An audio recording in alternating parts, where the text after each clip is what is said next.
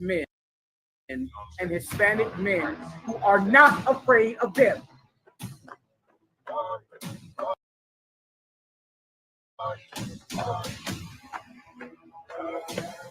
What you see out there is men who seek perfection. Academy is. The Hebrew Academy is men who have decided to be perfect. They've decided to be perfect with the hope that the Lord thy God will choose better leaders over the earth. If we show him that we can be those leaders. If we show him that we can do a better job than the Christians, than the Catholics, than the military and the police. We show then that's why we're here.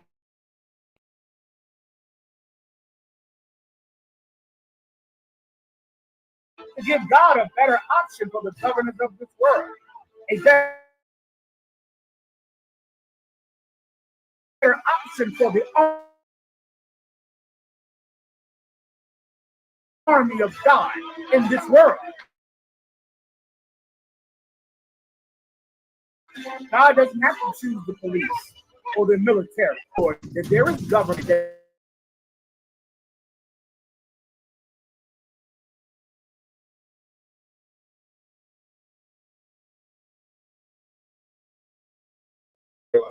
Okay, Shalom Israel with the ISUPK. Start out of 1 West 125th Street, Harlem, New York. Under Commanding General Yohana. I'm Priest and Officer Ron, Officer 5000 Israelite School of Universal Practical Knowledge. Okay, this is our Monday scripture for everybody that tuned in and that's tuning in right now. If y'all on TikTok or Instagram or Facebook, or all the platforms, YouTube, and I forget the other ones that we on. But I just want to say the water to y'all for tuning in. Okay. Now, with that being said, is there any questions in the class? Go ahead, Sawana. The brother, he's gonna give you the mic, Salaki. I have a question about the book of Deuteronomy, 28. I think it's 43. It's one of the curses. I'm sorry, y'all. I wanted to know would the Yahweh, when our oppressor would go above us very high, that we would be very low. Very low. Okay. So your scripture was Deuteronomy 28 and 33. We can get, I know exactly which one you're talking about. I think it's 43 or 23. 43 or 23. No, you was absolutely right. It's 43. Can we get Deuteronomy 28 and 43? All right. I gotta read it nice and loud. Until y'all get one goes out, y'all can just plug in the other one. It's for what you call it? Yeah, about he gonna get it to the brother. So the sister's question is, why did it say in Deuteronomy the 28th chapter? If y'all don't know, Deuteronomy the 28th chapter is the curses that the Lord said would happen to the Israelites if we did not obey him.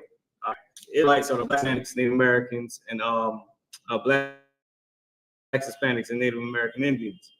Okay, so when we were given the law from Moses, the Lord, he said, if we do the law, we will be blessed.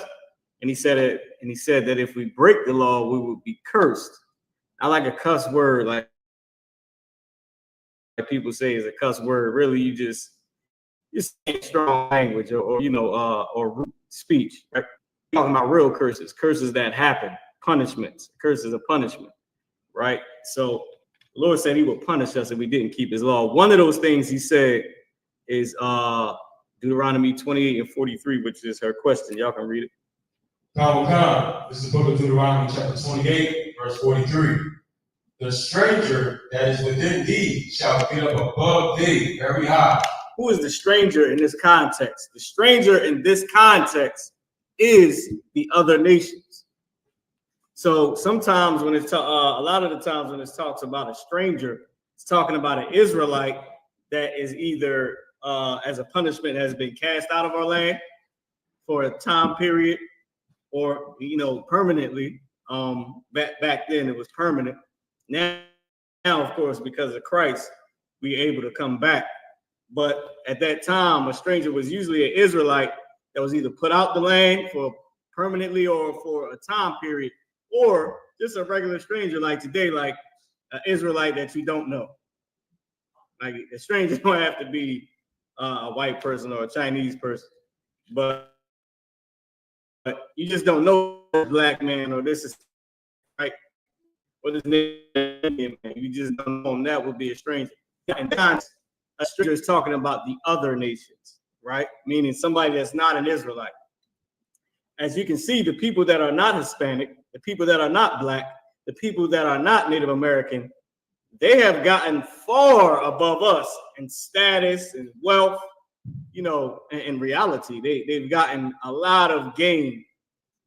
And their gain is far above the gain that we had. So what it's saying is the strangers. And thou shalt Salaki, read that again. I'm sorry. Deuteronomy 28:43. The stranger that is within thee shall get up above thee very high. So they're going to get up above us very high, and they've gotten up above us very high. What race is the president? You know what race he is. Go ahead. I'm too wild on the coffee. Through water. What race? America, you know what race runs South America. It's the same race that runs America. It's the same one that runs Canada. It's the same one that runs Europe. It's the same one that runs Africa. And we're not Africans, but we're Jews. But the actual Africans, they ran by the oppressor or the Chinese man, right? And the Africans, they're strangers too. They're not Israelites, right? So with that being said, one of the curses or one of the punishments was that the other races or the other nations, and or you could say the other races, right, that were not Israelites, they were going to gain more than we could ever gain. And read on, meaning wealth, status, power, military might, you name it. Even culture-wise, we just now getting our culture back in 1969. Go ahead.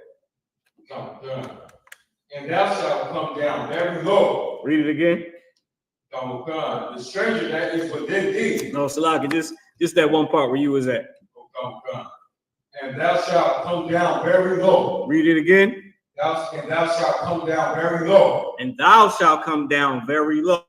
Thou is so quicker English for you. And you shall come down very low. It's a part of our race. Our Mexican brothers who are Israelites, they are being pushed out. They stopping every Hispanic looking brother or sister and trying to get them out of here. Our nation, the people that look so-called black, we can't go anywhere. We terrified of the cops. The cops, they just, pull up and pow, and that's it. No matter what you're doing, no matter how old you are. What's so funny is a story out, Salakia, where the two boys was playing with the gun, and all you hear is, put it down, baby, put it down, baby.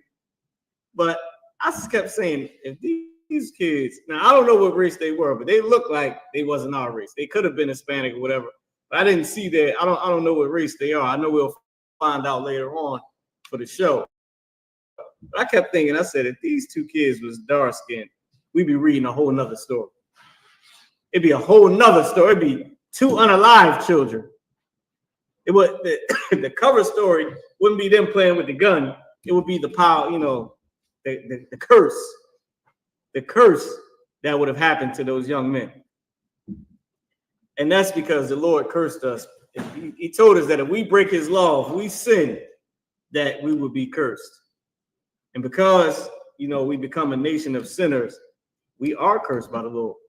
That's why we needed Jesus Christ. We needed Christ to redeem us, to bring us back to the Most High. That's what we needed Christ for. Or else we would be stuck in this terrible situation, in this curse. Anything else? Was that it? It's too wild. Most High Christ. I'm about to say it's too wild, you know, if you need some time. All right, so I'm gonna go into a little bit of my topic, right? Salaki, any more questions in the room or online? Oh, yeah, go ahead. Well, I'll take a question too. This is from Trooper Sukarwan.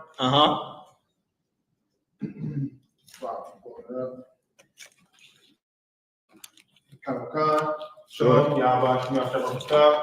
Trooper Sukarwan from Dallas, Texas. Salaki Alawan, can you explain 1 Samuel chapter 1 and verse 11? What is she talking about? Shall no razor come upon his head? Okay. 1 Samuel chapter 1 and verse 11. 1 Samuel, I think this might have been one of the scriptures that I got my name from. Salaki. All right. Y'all know my Hebrew name is Razor. And I looked up a few different scriptures where it says razor. Not all of them have the same Hebrew word. You know what I mean? That's another topic. I think this is one of them. So, what was it? It was Samuel what?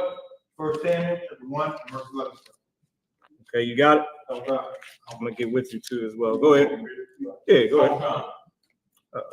Book of 1 Samuel, chapter 1, verse 11. And she bowed a bow and said, O Lord of hosts, if thou wilt indeed look on the affliction of thine handmaid, and remember me, and not forget thine handmaid, but wilt give unto thine handmaid a man child, then I will give unto him, like him unto the Lord, all the days of his life. Go ahead. And there shall no razor come upon his head. Okay, read it again from top. What What she said in essence is, y'all know anything of Nazarites. The vow of a Nazarite is you can't cut your hair. Right? So if y'all know about Samuel, I believe, was a Nazarite. Or was it Samson? One of them was. But that's the vow of a Nazarite. Meaning you cut it was I believe Sam. Read it again from the top. So now I just gave you a little bit of the backdrop, but you can read it again. This is book of 1 Samuel, chapter 1, verse 11. And she bowed a bow and said, O Lord of hosts, if thou wilt indeed look on the affliction of thine handmaid, and remember me, and not forget thine handmaid, but wilt give unto thine handmaid a man child, then I will give him unto the Lord. Now, pause right there. She said she will give him unto who? The Lord. So can you physically give the child to God? It's like you just pull up the daddy to Lord's daycare and say, here you go, Lord. Yours now. Now, physically, you could do that here in the ISUPK. You could with the men of God back then, technically, depending on how you look at it, how you always deal with them little loophole questions and answers. You know what I mean? Technically, you could if you give her to the man of God, but you have to be a man of God. You can't physically give her to the Lord, but you can physically give the child to a man of the Most High, right? So with that being said, what she means is she'll make sure that her son serves God all the days of his life, as the brother is about to read. You got it. All the days of his life, and there shall no razor come upon his head. And that's what it means. No razor shall come upon his head, because the vow of a Nazarite. Abba, you got the scripture where it says it? Oh, you said verse 20? Oh, go ahead, drop that. You got it. 1 Samuel chapter 1, verse 20. Wherefore it came to pass, when the time was come about after Hannah had conceived, that she bare a son and called his name Samuel, saying, because I have asked him of the Lord.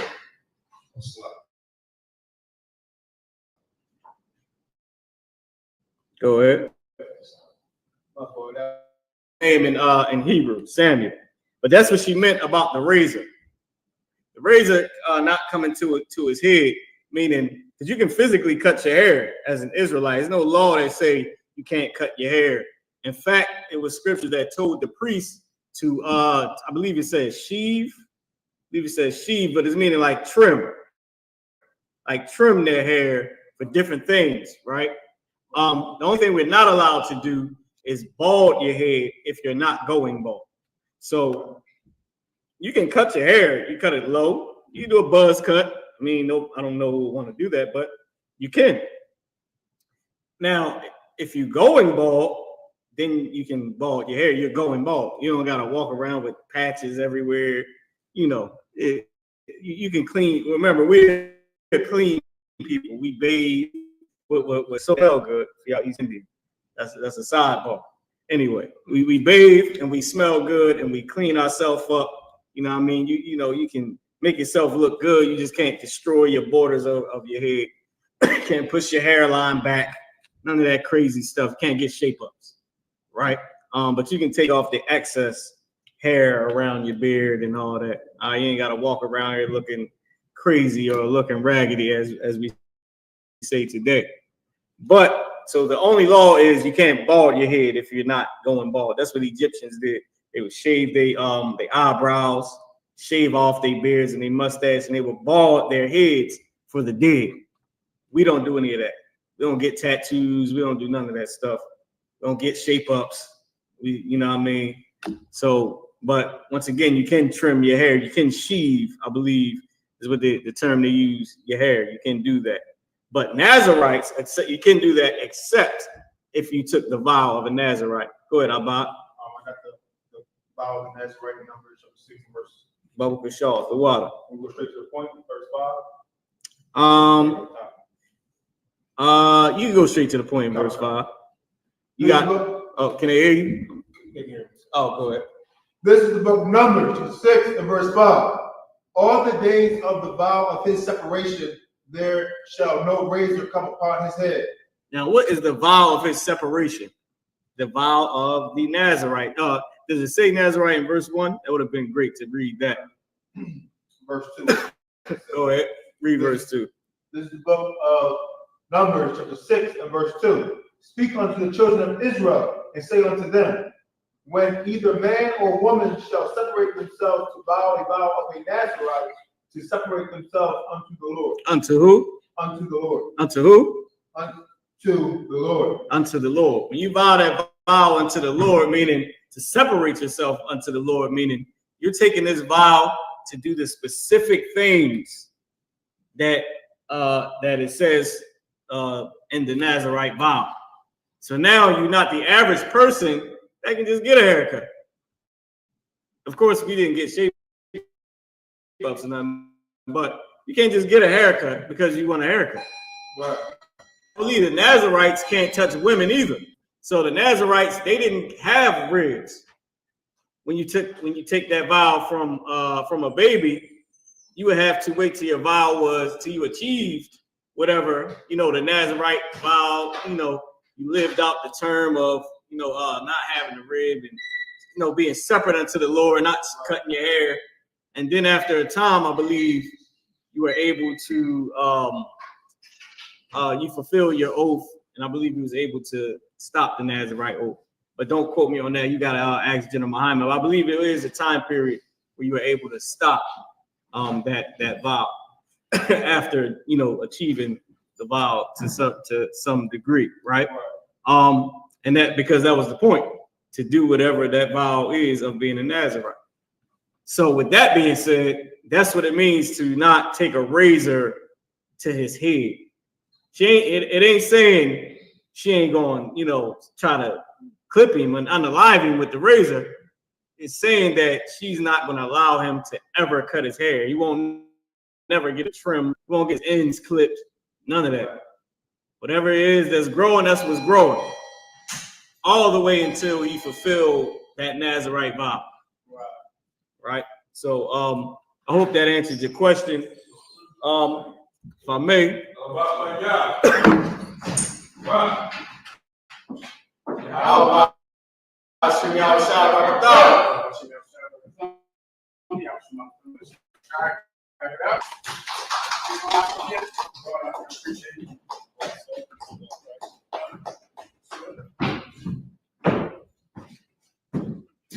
All right. I'll answer your questions online and in the room. Get you ready today for camp, to go out on the street and on the internet and battle for a just cause, the resurrection of the nation of Israel. If anyone has any questions, I will take them now. We have a question online, sir. Please. This is from Trooper Zakarawan. Mm-hmm. The question is, 1 Samuel chapter 5 and verse 10. What is the ark for Wala'au? 1 Samuel 5 and 10. What is the ark? No. Okay, let's see it. No sweat. This is the book of 1 Samuel chapter 5 verse 10. Mm-hmm. Therefore, they sent the ark of God to Ekron. Mm-hmm. And it came to pass, as the ark of God came to Ekron. I'll answer the question. This is the Ark of the Covenant. The Ark of the Covenant, you can look it up online or look it up in your Zondervan Bible Dictionary. And it, in essence, is a box overlaid in gold with a gold top on the box with with an angel at each of the four corners of the top of the box. This box was kept, and it was a holy relic from the nation of Israel because it held the proof that God made a covenant with the nation of Israel. It held physical evidence of the stories that we were told by our forefathers. So it was a jar in it that held the manna that the Most High fed us with when we came out of Egypt, a jar of manna. It had Moses' staff in it. It had the remnants of the 10 Commandments, the stone tablets. So it was the Ark of the Covenant. It was called that. It was called an ark because it was like a vessel, which is what the term ark means. And it was called Ark of the Covenant because it held the evidence, the proof of all of those stories that we heard from our father, that those stories were true. And it was called the Ark of the Covenant, and that's what the ark is, all right? Proximo. Sir, there's no more questions online so far. No problem. Please. Somebody asked about the Nazarite. It was a scripture, but it was pertaining to being a Nazarite. It made me think, is it a period of time where they can stop that Nazarite vow? Yes, it was. The Nazarite vow, you took it, it was like anything, like a fast that you decide to go on for 3 days, right? And some parents would put their child on it. The parent would put the child on it at birth. And then there might be a time when the child would be off of it and the child would be allowed to marry and live a normal, lawful life in Israel. So yes, there was an amount of time that the Nazarite law could end. All right. Do me a favor, load this camera a little taste right here. Try to make it eye level. Go ahead. Whenever you're ready. Oh, I'm sorry. Was there any more questions, Marah? Yes, Go ahead. yes, sir. Micah 7. I can't know if I turn my head. That looks right. Go ahead. Well, Micah 7 and verse 11. So I'll read from verse 10 to verse 11. So Micah chapter 7, verse 10. Then she that is mine enemy shall see it, and shame shall cover her, which said unto me, where is the Lord thy God? Mine eyes shall behold her. Now she shall be trodden down as the mire of the streets. Verse 11. In the day that thy house be built, and that day shall decree far. Is the thy walls, that talking about us or the heathens? Read it one more time. So Scott, sir. Go ahead. I'll start with verse 9. Okay. So I can continue. So what? Micah chapter 7, verse 8. Rejoice not against me, O mine enemy. When I fall, I shall arise. When I You get that right? That part you get? Yes, sir. Keep going. Go ahead. when I sit in darkness, the Lord shall be a light unto me. You get that? Keep going. I will bear the indignation of the Lord because I have sinned against him. You get that, correct? Go ahead. Until he plead my cause and execute judgment for me. Mm-hmm. He will bring me forth to the light, and I shall behold his righteousness. Mm-hmm. Verse 10. Then she that is my enemy shall see it, and shame shall cover her, and said unto me, where is the Lord thy God? Mm-hmm. Mine eyes shall behold her. What book is this in? It's Micah. Micah. She that is thy enemy is speaking about her that lieth in thy bosom. It's speaking about the wife that turns against you when times get hard. That's Micah 7:7. You understand? Micah 7:7. That's your precept for this. You can go ahead and read it for the brothers and sisters, all right? God. Then she that is my enemy shall see it, and shame shall cover her, who said unto me, where is the Lord thy God? This is a appropriate precept for Mother's Day, right? Mother's Day is a day that the Christian churches are full on Mother's Day like it's Easter Sunday. Why? Because Mother's Day is not truly about loving your mother. Mother's Day is about the economy of Christianity. Mother's Day fuels the Christian economy. It's like Easter or Christmas or any other Christian holiday, which is actually a money grab from the Christian industry, from the industrial Christian industry. And that's what Mother's Day is. Mother's Day is absolutely irrelevant because if anyone truly loved their mother, then of course we would live the kind of lifestyle we live, which is directly opposite what a good mother tells you to do. A good mother doesn't want you to rob people and steal and lie and smoke weed. But of course, no one gives a damn what a good mother has to say. You ignore the mother that you love so dearly. That's if you have a good mother. And of course, the people who have terrible mothers, that terrible mother expects to get flowers on Mother's Day. That horrible mother that knows that grandma raised you. She knows that. Do you think a terrible mom doesn't know that her mother raised you? And that she gave you to mom, to grandmom to raise? She knows she wasn't around. She knows she chased penis and vagina rather than raising you. She knows that. But she expects money and cards and flowers on Mother's Day because she has to feed the industrial Christian economy. This precept is about women who are actually your enemies. Women who sleep in your bed, women who birthed you, but actually are absolutely against you when times get hard, when the darkness comes on. When the darkness comes, your mother, your wife, they expect you to betray God. They want you to betray God. They're looking at your integrity and going, why don't you just curse the Lord and die? That's what Job's wife told him when he was going through his darkness. See, Mother's Day too many times celebrates a woman who is a terrible mother. I'll give you a few of those precepts if you need them tonight. And it also does not celebrate the kind of good mother who you ignore, who you don't even give a damn what she says at all, but yet you hand her flowers on Mother's Day. You understand? This is speaking about an enemy that lays next to you in bed. I pray you understand. Anything else? Please. Two questions online, sir. First question is from Farah Banyamian. Salaki, sir, with your grace in Revelation chapter 13. Who are the 7 heads and 10 horns referring to? And who is the beast? The 7 heads and 10 horns. The 7 heads are speaking about the 7 governments that rose out of the fall of the Roman Empire.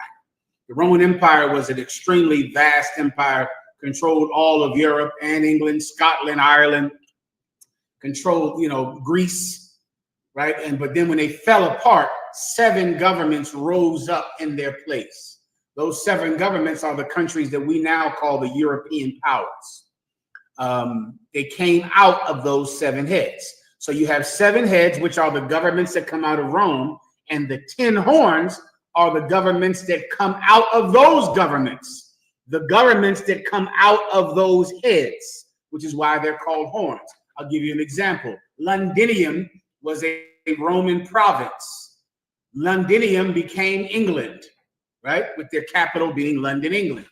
America is a horn that came out of Londinium, a horn that came out of England, because America is a government that came out of a government.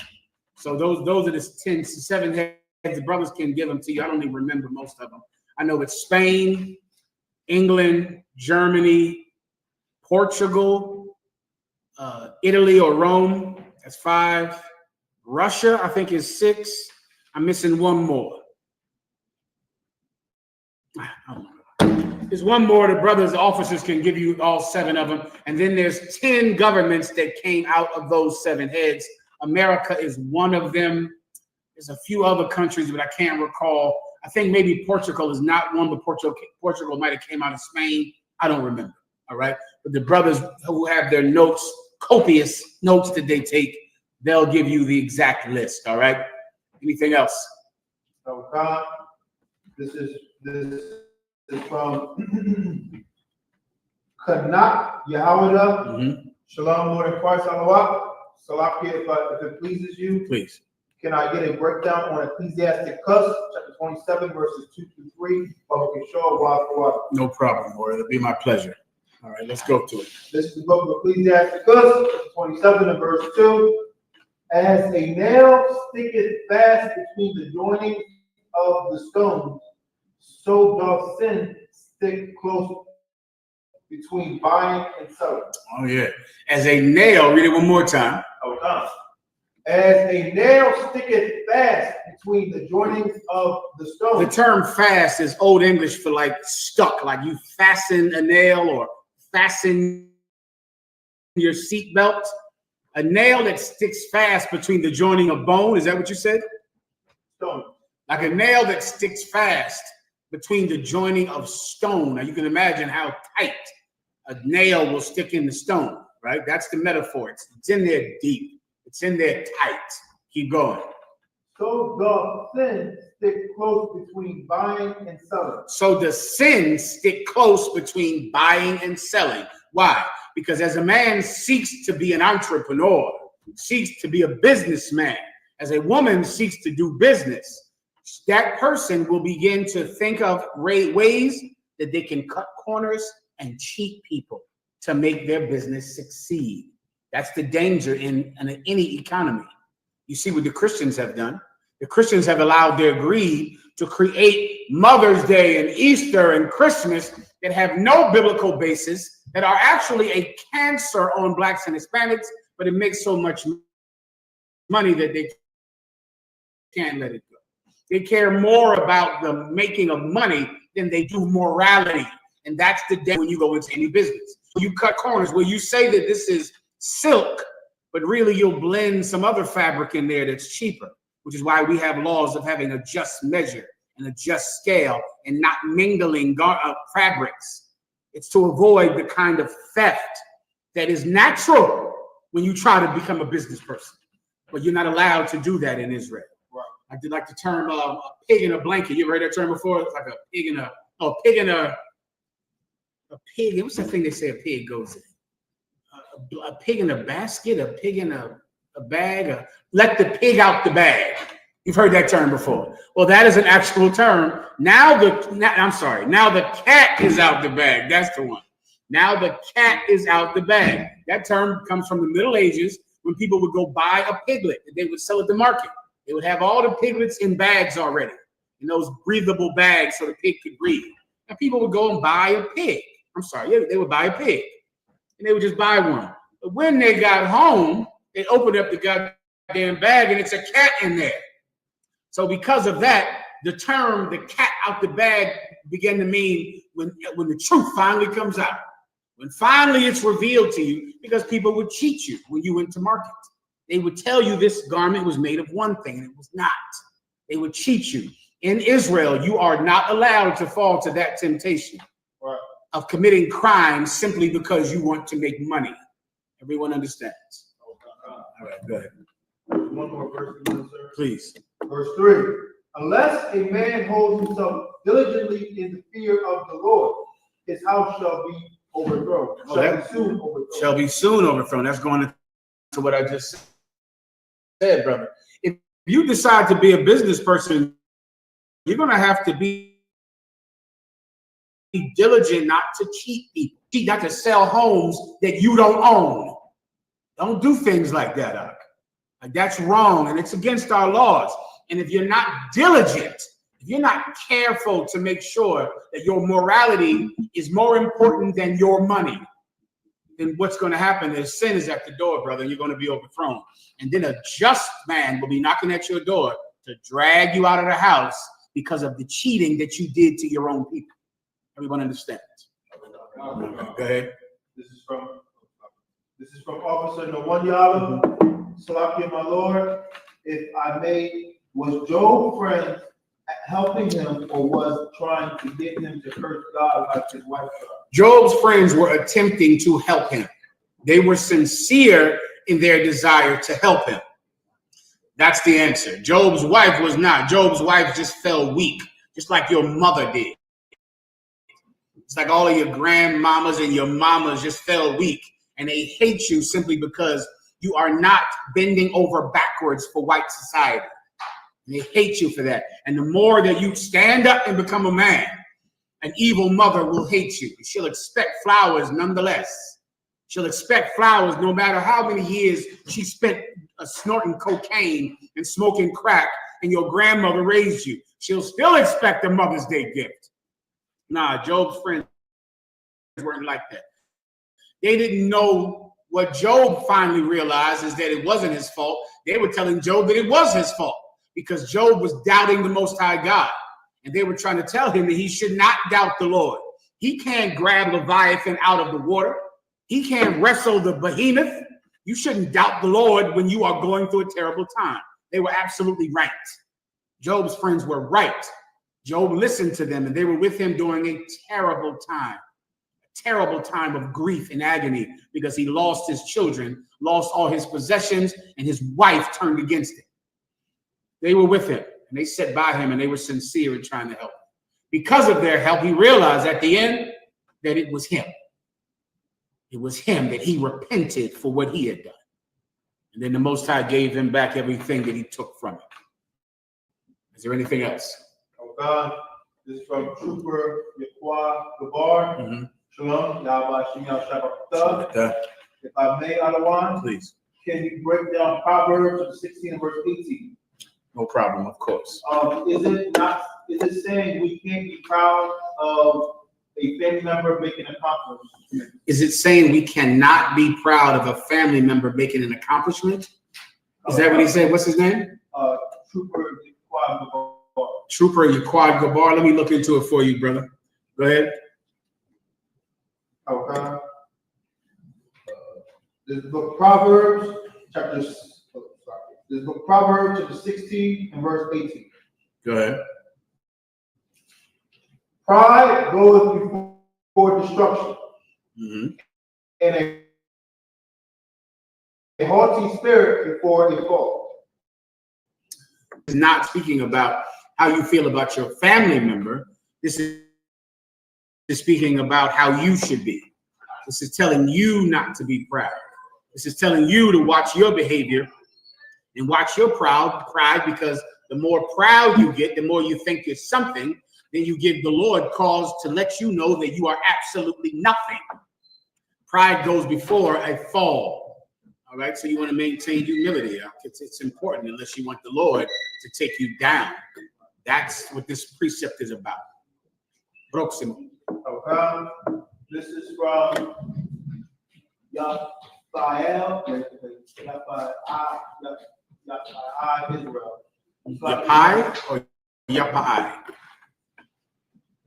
Let's go with Yapai for time's sake. Is that all right? Go ahead. Yapai Israel. You got it. Salakia General, would you please break down this scripture for me, please? Deuteronomy chapter 4, verses 1 through 6. No problem. Also, someone remind me of Mother's Day so I can give you a couple of them. Or I can wait till Thursday if I'm jammed up with time. All right, go ahead.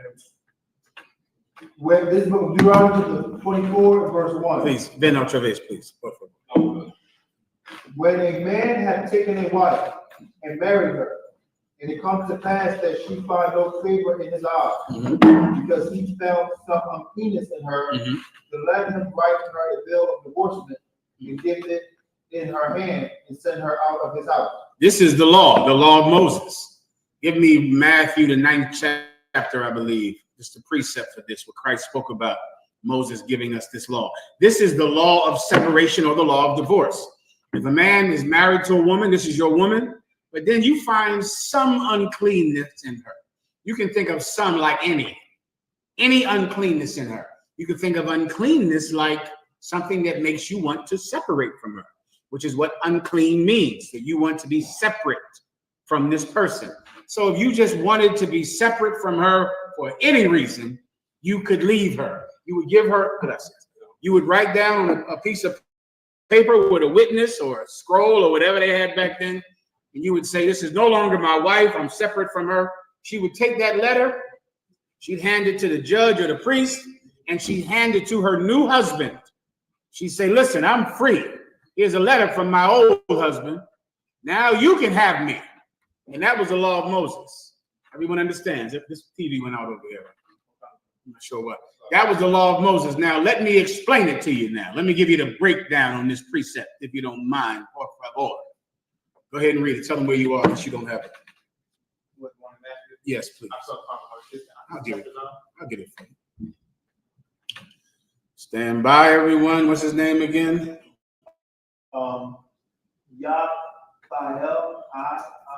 Yapai Israel, stand by. I'm going to give you a precept so you can understand what happened, what that precept is speaking about. I believe it's Matthew 19 and 8. Is that right up? Let's start at 8. Matthew 19 and 8. Remember, the New Testament explains the Old Testament. The Old Testament explains the New Testament. And Jesus Christ gives us the understanding on how to keep the law. Without Jesus Christ, you can't even understand the law to keep it. All right? So we're going to give the breakdown that Jesus Christ made on the law of Moses. Let's go. Chapter 19, verse 8. He saith unto them, Moses, because of the hearkened. I'm sorry, skip up. You need to go above it to get the context. Verse 7. They say unto him, why did Moses then? One more verse. Verse 6. Wherefore they are no more twain. If you could read above it, right, and see where this topic starts.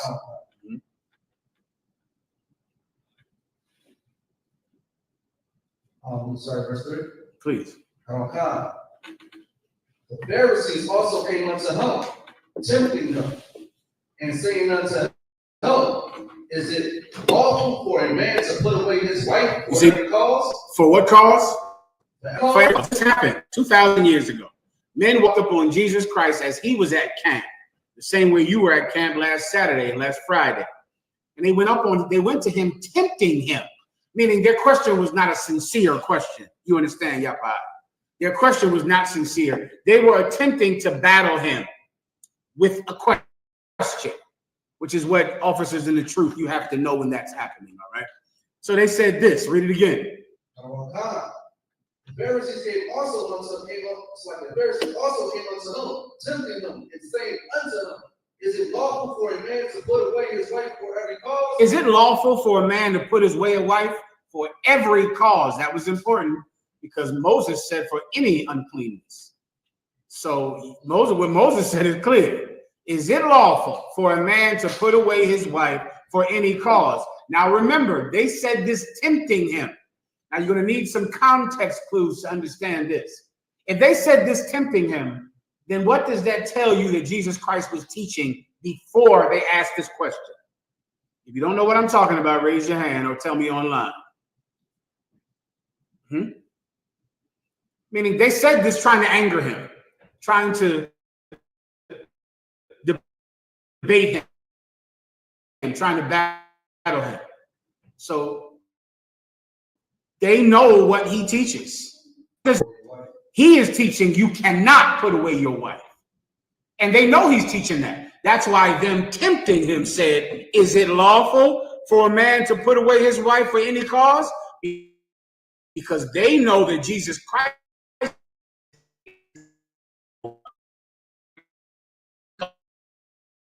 saying that 2,000 years ago gets you stoned up, because Moses said you could do it for any cause. So they were trying to set him up. They were not getting him to say something that was unlawful, could kill him before his time. Everyone understands. Now read. Verse 4. And he answered and said unto them, have ye not read that he which made them at the beginning made them male and female? So once again, he begins, because there is no one in history that could battle like Jesus Christ. He doesn't answer their question directly. He begins to cut them in the Old Testament, because he knows that they think they're experts in Moses and in the Old Testament. So have you not read that he that made them in the beginning made them male and female? Speaking about Adam and Eve. Keep going. Verse 5. And said, for this cause shall a man leave father and mother, and shall cleave to his wife. Didn't Moses say that a man should leave his father, leave his mother, and unify with his wife, cleave to his wife? Didn't Moses say that? Keep going. And they twain shall be one flesh. And they what? Twain shall be one flesh. And they what? Twain shall be one flesh. Carne de mi carne, hueso de mi hueso, flesh of my bone of my bone. Didn't Moses say that? Moses said that. He said, we're two, them, they twain, which is Old English for two, will be one. Moses said that, didn't he? Keep going. Verse 6. Wherefore they are no more twain, but one flesh. They're not two anymore, they're one. They're one. Continue. What therefore God hath joined together, let not man put asunder. That's in the Old Testament, young brothers and sisters. That's what Moses said. They that are joined together, let no man make asunder. Moses said that. Keep reading. The word asunder means to separate. Keep going. Verse 7. They say unto him. So then obviously, after he cut them, they said this was their reply. Go ahead. Why did Moses then command to give a writing of divorcement and put her away? You said they're like so many of you fake Israelites out there, Muslims out there, atheists out there. You think that you can understand the Old Testament without understanding a black man named Jesus Christ. Nunca. Nunca. That can never happen.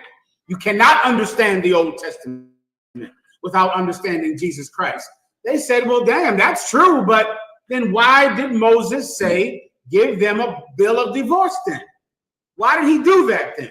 And here's what you need, Yapa Israel. Go ahead. Verse 8, he saith unto them, Moses, because of the hardness of your hearts, suffered you to put away your wives. Read that again. He saith unto them, Moses, because of the hardness of your hearts, suffered you to put away your wives. Let me tell all of you out there that are in these terrible marriages that you suffer in every goddamn day. Those of you that are willing to suffer in it, most of you aren't willing to suffer. That mother that you gave flowers to, she couldn't stay with your father because she found a phone number in his pocket in 1982. She left your father and she married that man that molested you. She married him, or those men, or those uncles that came in and out of your life, your entire childhood. You see, your mother could not soften her heart to your good father. Your father who hates your mother so much, for what reason? I guess she don't cook and clean enough. I guess she don't go to work all goddamn day and then come home and cook every goddamn thing and hand you all her money. I guess when your wife sees you drunk every goddamn night, like a filthy, pissy rag on the floor, I guess finally she yells at you and you want to leave her because you found some new slut on Instagram and she's going to be a better woman to you. See, you can't forgive your wife because she doesn't have the patience of a statue to look at you destroy yourself on alcohol every goddamn day. You see, the lack of compassion is why marriage is in. And that's the only reason. The lack of compassion is why there are so many bad mothers. You just don't have compassion, that's all. If you had compassion, you'd be a good mother. You had no compassion at all. And that's why you were such a terrible mother with your hand out, begging for a gift every Mother's Day. People don't have compassion, and that's where bad marriages come from. People that can't forgive each other for what happened yesterday, for what happened 10 years ago, for what happened 5 years ago. You cannot forgive. You cannot wake up in the morning and start anew. You can't do it. Your heart is too hard. And over time, your heart just gets harder and harder and harder. You ever hear people that get a divorce after 25 years? I'm looking for what in there? What are you looking for in life? Here you go. Somebody take this. What are you looking for? Mr. Right, you're 75. You're back on the dating sites at 50, 60 years old. You have no compassion. And you think you can stay with someone, but you can't stay with anyone if you don't have compassion. Say again? Oh, so you can't stay with anyone without compassion, without forgiveness. You need it. It's a necessary ingredient in any relationship. Forgiveness, compassion, mercy. Well, Moses knew that you had no compassion and you had no mercy, and it was better that you two leave each other than kill each other. I've done it many times under my service, a placer de la General Yohana. Servicio a placer de la General Yohana. In my service under Commander General Yohana, I've had to separate couples because I don't want them to kill each other. So you got to go live somewhere else. Sister, you got to go live somewhere else. Because if I let you two stay in the home with each other, you're going to kill one another. Moses knew your hearts were too hard to stay together. He knew you couldn't forgive each other. And of course, he was no Jesus Christ. So he couldn't fix it. I pray you understand. He did the best he could, being just a man who didn't know what Jesus Christ knew. So he told them they could leave each other. She can go marry someone else because the brother doesn't want you. The brother doesn't want you anymore. And if I make him stay with you, he'll kill that woman. And Moses knew that. If he has to stay with you when he doesn't want to, he'll kill you. Moses gave us a law that says when you get a new wife, what you give the old wife cannot diminish. That brother wanted to give that old wife nothing because he met some new nasty thing that now his childlike enthusiasm is activated. That's how children are. You know how you feel so excited when you first get a woman and then you don't anymore? And then you're all excited about the new woman. That's because you're a child. You're a kid. Oh, it's Christmas Day when you meet a new broad, huh? It's a brand new toy. Yes, I love her. I want to be with her. What about your other woman? I don't talk to her. I don't want to be with her. She got too much mouth. She bothered me. But this new one, she's a new gift at Christmas Day. Yeah, wait till 2 days after Christmas and you break that toy. I pray you understand. A week after Christmas, you'll break that toy. You will have no interest in that new woman that you were so excited to have. You're a child and you don't have compassion. You need that to stay in marriage.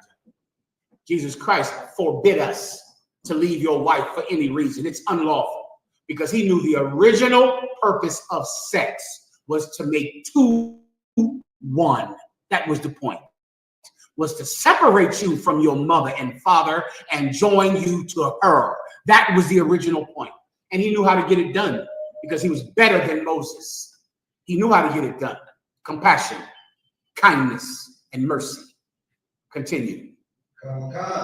But from the beginning, it was not so. You get that. From the beginning means Genesis. From the beginning, it wasn't so. That's not how God wanted it in the beginning. Moses let you do it. What other choice did he have? You beat that broad to death unless I let you leave her. I find her killed and in a hole in the woods if I don't let you leave her. So yes, Moses did it, but from the beginning, that's not how it was. I believe the brother understands. That's all I can do for him. Please, sister. Shalom, good to see you. Please. Mm-hmm. I wanted to know the breakdown of what Christ meant when he said, what therefore Yahweh have joined together, let not man put asunder. Breakdown. He's talking.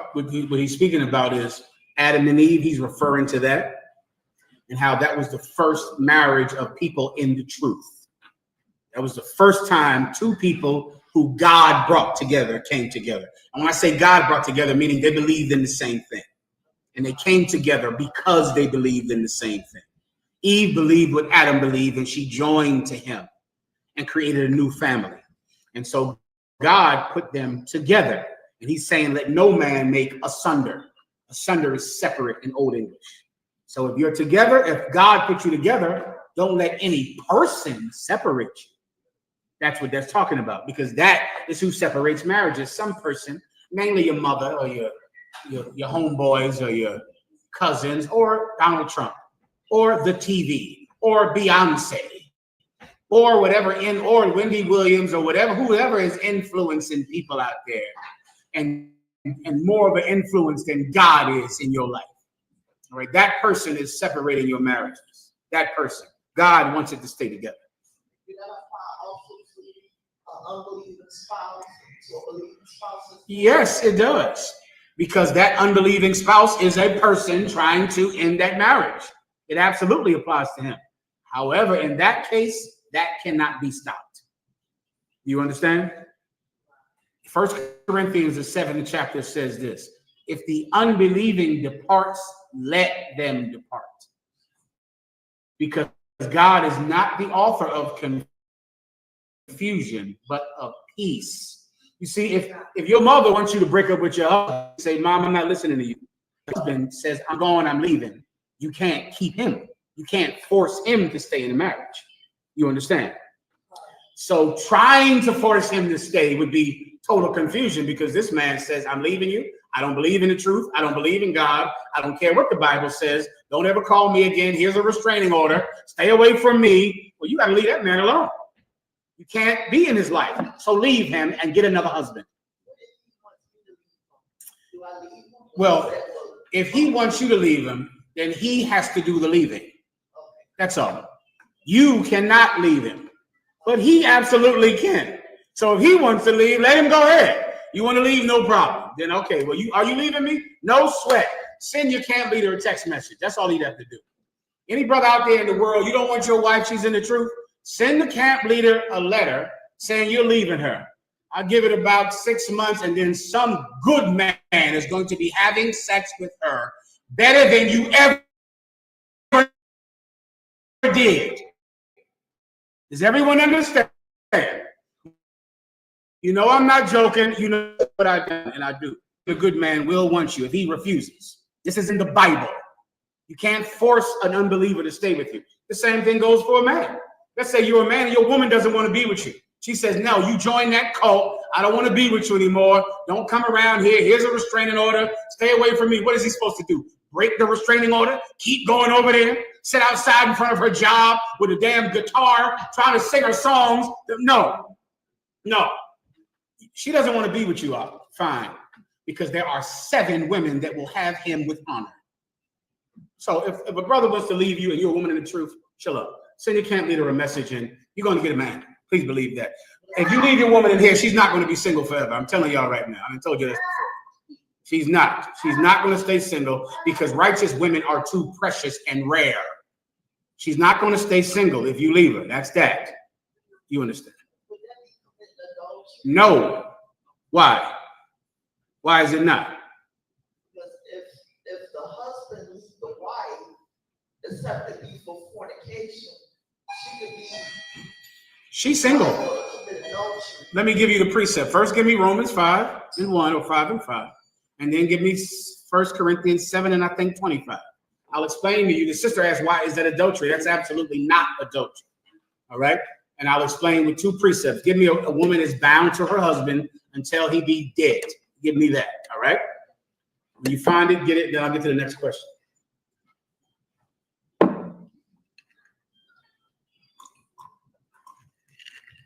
Like, that's a silly thing. Some brothers do it because some brothers that a sister in the truth marries are just evil and wicked. And they're going to hate you because you're not evil. And they want to be married to an evil, dirty monster. They want that. They want the women on the pornos. They want the women, on Instagram. They don't want you. And even though they could have you and have another woman, they still don't want you. Because your whole vibe of righteousness is just, it repels them. The Bible says that righteousness is as wickedness to a sinner. A sinner looks at your righteousness and it just makes him sick. And so he'll leave you even though he can have more than one woman. And you would accept it. He will still have to leave you. I'll show you the precept that proves that when he leaves you and you marry another man, it is not sin, it is not adultery. Go ahead and read it. This verse was not. I believe I want Romans first. A woman is bound to her husband until he be dead. That's the one? Please read. The book of Romans. You need the microphone, probably. This is the book of Romans. Verse 7, verse 7 and 1 or 5. Is that a woman is bound to her husband? Go ahead and read that, please. This is book of 1 Corinthians 7 verse 39. Take the microphone. The wife is bound by the law as long as her husband liveth. But if her husband be dead, she is at liberty to be married to whom she will. That's the law. A woman is bound. The word bound means tied. The same with Commanding General Yohana doing our wedding blessings. He ties the couple together, or the man and his wives together, right? To symbolize the bond of marriage, right? A woman is bound to her husband for as long as he is alive. That's the law. Everybody understands? Now skip down to what happens if he leaves her.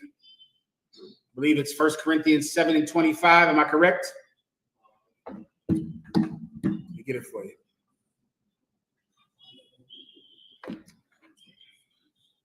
Stand by.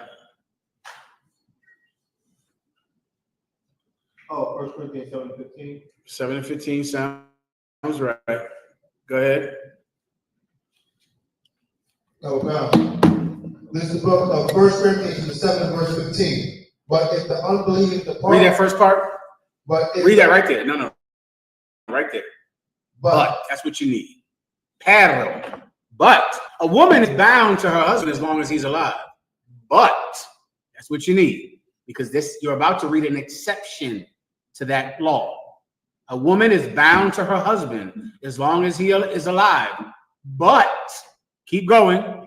But if the unbelieving depart, let him depart. You see, he doesn't believe that a man and a woman should stay together for the rest of her life. He doesn't believe that a woman is bound to her husband as long as he lives. He doesn't believe that. And you have to believe that to be able to have a marriage with someone. They have to also want to stay in the relationship.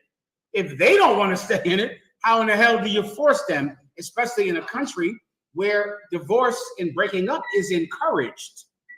Then you can't do anything about it.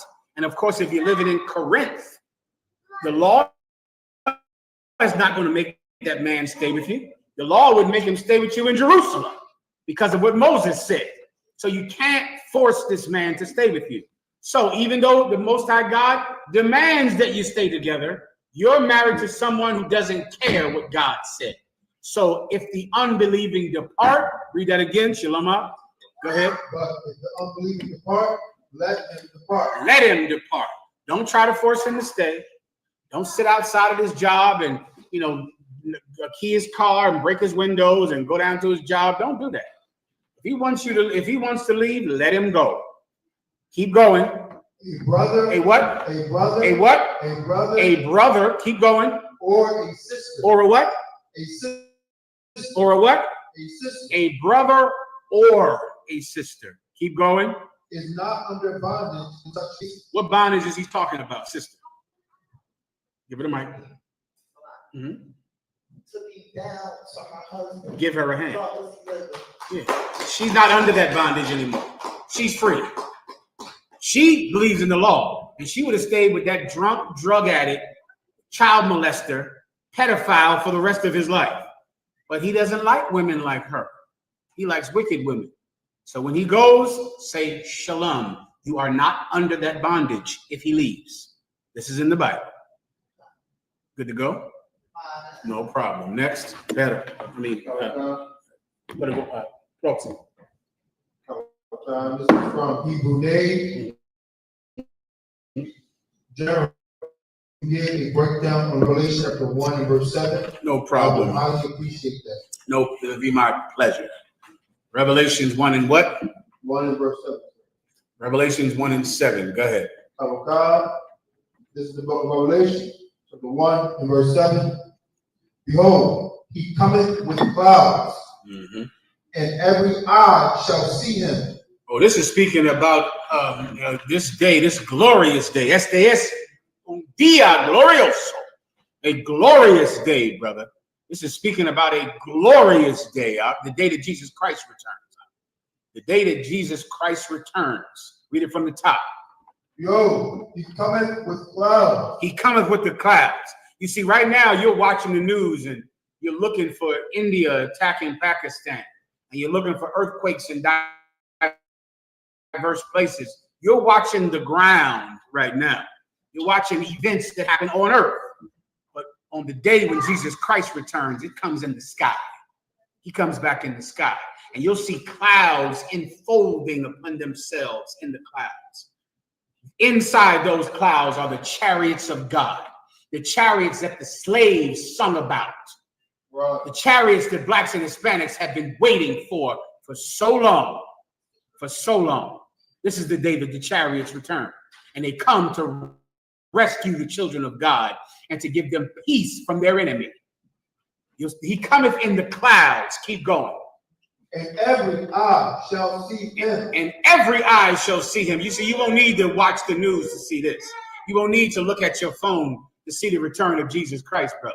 Everyone is going to see it. The same way everyone looks up and sees the sun, and everyone knows when the clouds are forming overhead, everyone will see Jesus Christ because he's coming in the sky. Everyone will know that he's back. Continue. And they also which pierced him. And they what? And they also which pierced him. Oh, guess who else is going to know he's back? They that pierced him. They that pierced him is speaking about our oppressor. At that time calling himself a Roman, who stabbed our king in his side when he was hanging on a cross. They're going to see that he's back too. They're going to know he's back. I pray you understand. They're going to see him come back as well. Continue. And all kindreds of the earth shall wail because of him. And all the families of the earth, the word kindred means family or kinfolk or kin. All of the kindreds of the earth will what? Wail. Will what? Oh God, wail. They will wail. What does the word term wail means? To cry. You see, in your mind, everyone loved Jesus who went to church on Mother's Day, don't you? You believe that, right? You believe that America's a Christian country. Oh, they elected a new pope. I'm going to pop it, diem.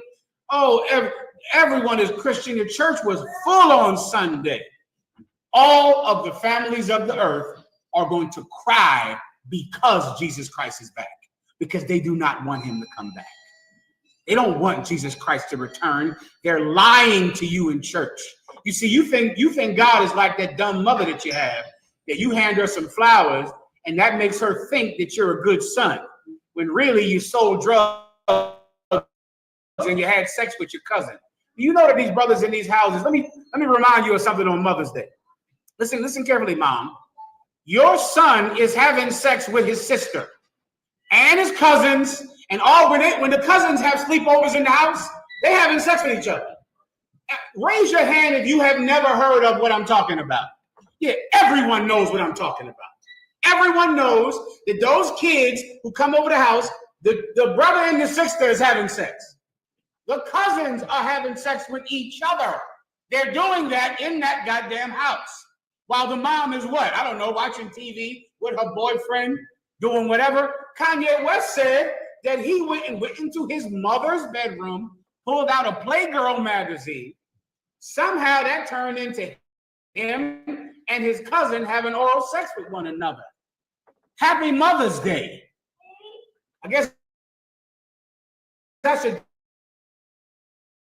get you a bouquet of flowers, huh? Your daughters and cousins is in sex in the room, none of them home. Cards and balloons. You can't watch the goddamn kids in the next room. You're drunk on the couch. you don't really want Jesus Christ to return. And because you say you do, it doesn't mean it's true. Jesus Christ said this people draw nigh unto me with their lips, but their heart is far from me. Jesus Christ wouldn't be fooled by your flowers and your candy. He would know you really don't give a damn about him. If you love your mom so much, why'd you have sex with your cousin right down the hall? What'd you do that for? You two gay, all you gay people out there listening all the time, you know your first sexual experience was with a family person. You know that happened. You know that's how you started. So what would your mom have said about that? Did you tell your mom? Did you ask permission from your mother before you got your 7-year-old cousin to perform oral sex on you? Did you ask your mom, should you do that? Oh, you didn't ask mom because you don't give a damn about your mother. You don't care about your mom.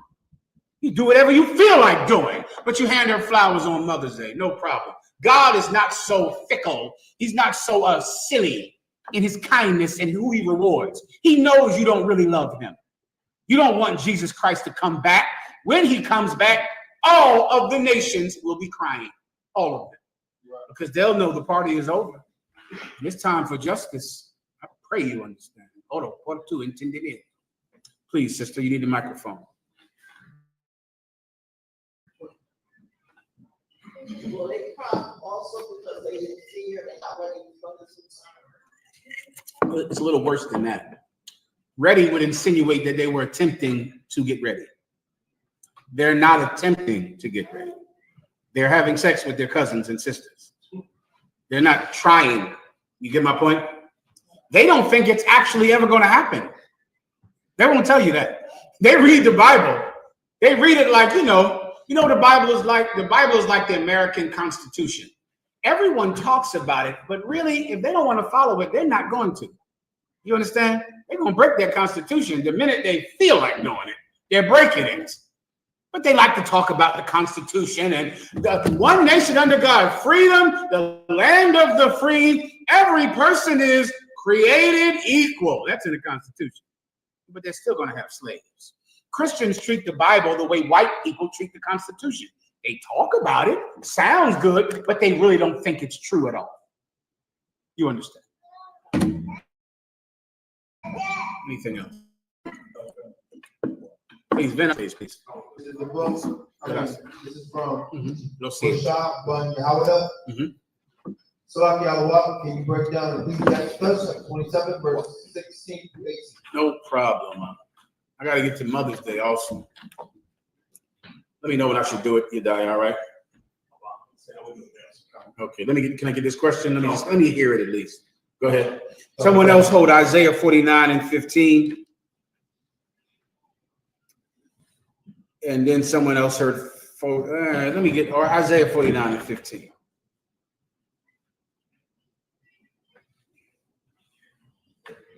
Yes, please. Okay.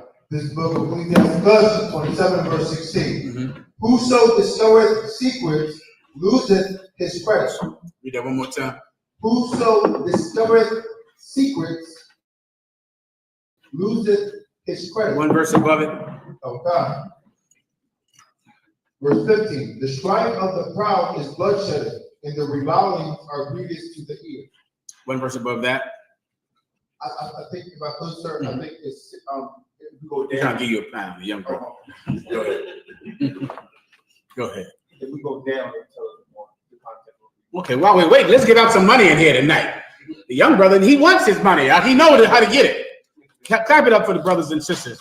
This one back here had a hand up the whole time trying to ask questions.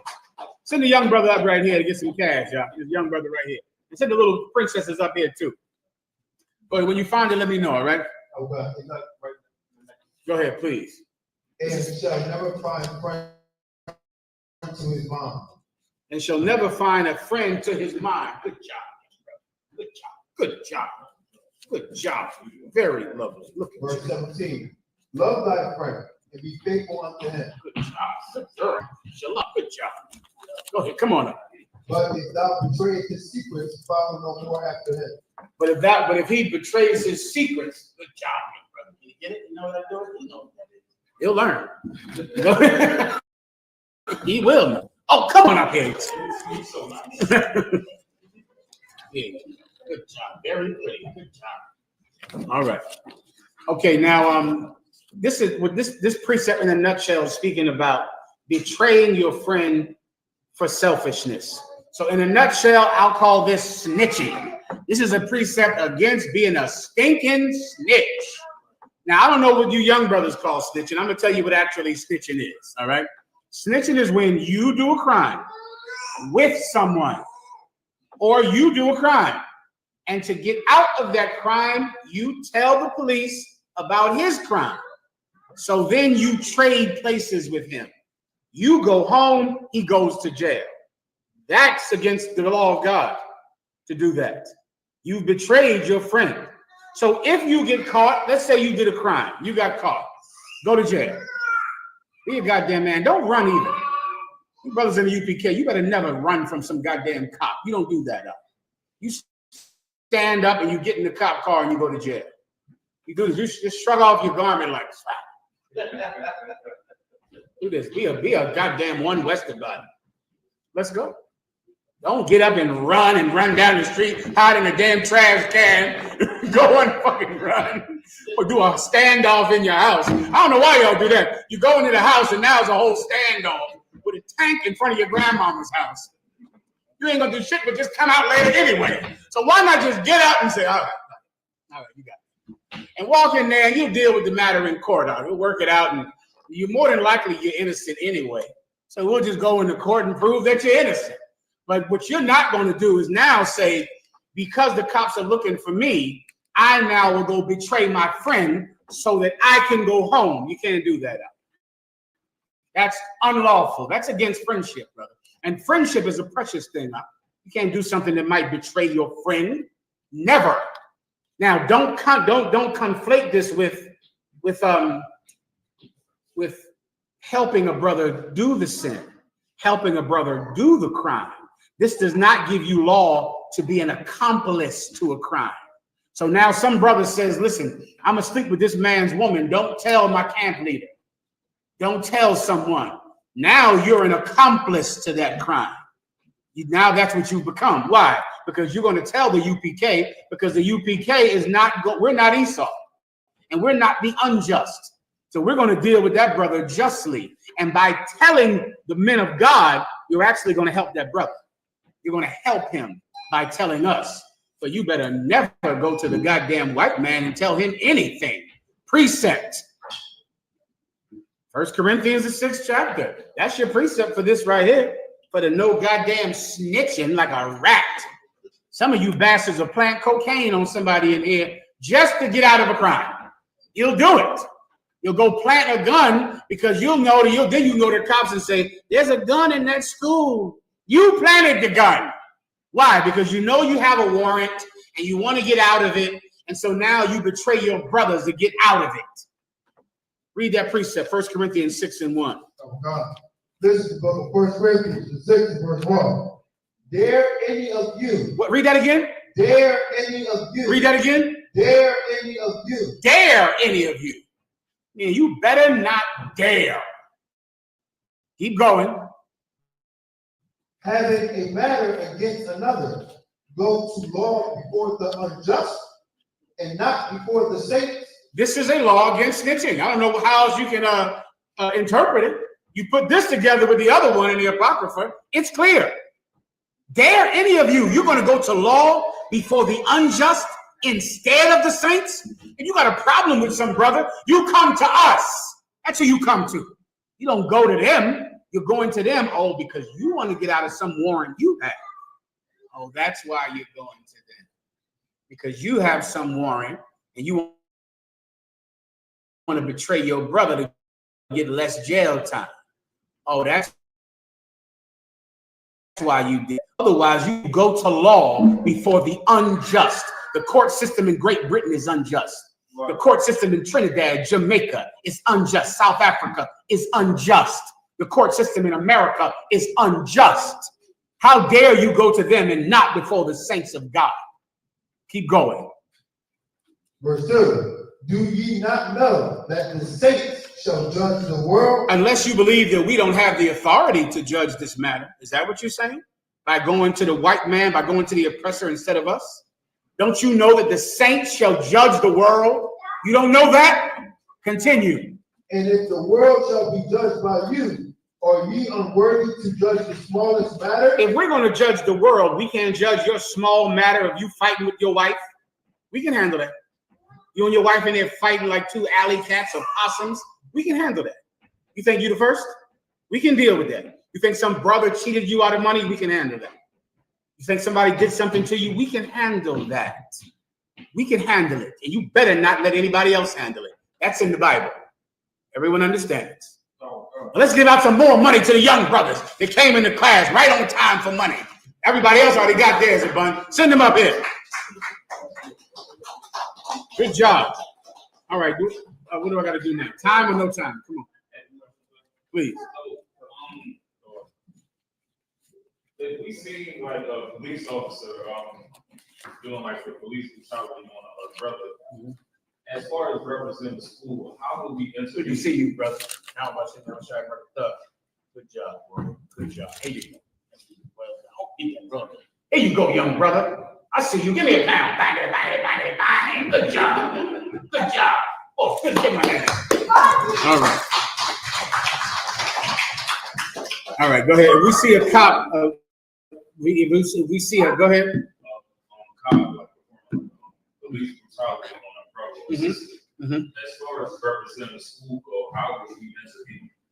Okay, now, in these cases, like so many cases, you have to handle it on a specific case-by-case issue. So I can only give you an in general thing.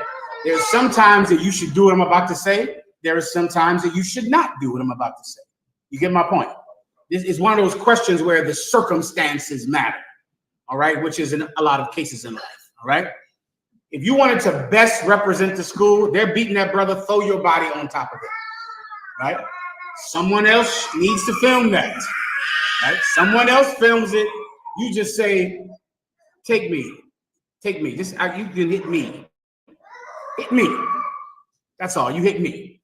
But brothers have done it. Iraq did this a few years ago. Give Iraq a hand down there in North Carolina. Iraq, the police were about to kill this brother in North Carolina. They had their guns on him, about to shoot him. And Iraq said, let me talk him out of it. I'll do it. I'll handle it. And Iraq talked the brother into submitting to the cops. And the cops did not shoot him. That was the perfect thing to do in that particular case. Do you understand? That happened. It's one of the benefits of being in a school that's been around since 1969. We have been through everything. We're not some purple pig that existed in 2006, which all governments and are older than 2006. So they haven't been through enough to know what to do, but we, of course, have been through it. Okay, back in the day, Chief Head Priest Lahab, Commander Julian Hanna always tell me about the story when they were at camp in Times Square, and the brothers got arrested, and the cops put them in the cop car. And Chief Head Priest Lahab just starts blazing on the cops, walks over to the cop car, opens the door, and tells them to get out. And they got out. Now that's what he did. You get the point. They got out. Now it's a different case, and you have to know what to do in that case. That's the point. All right. Good to go.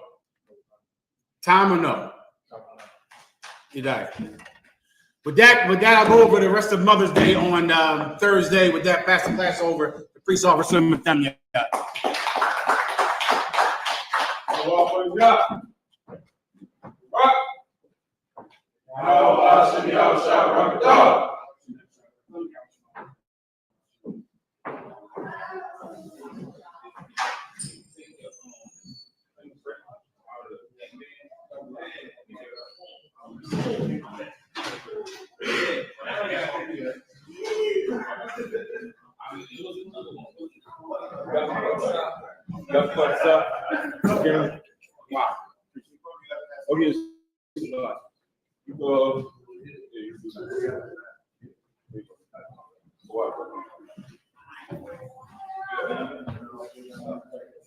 This is Adam case security announcements.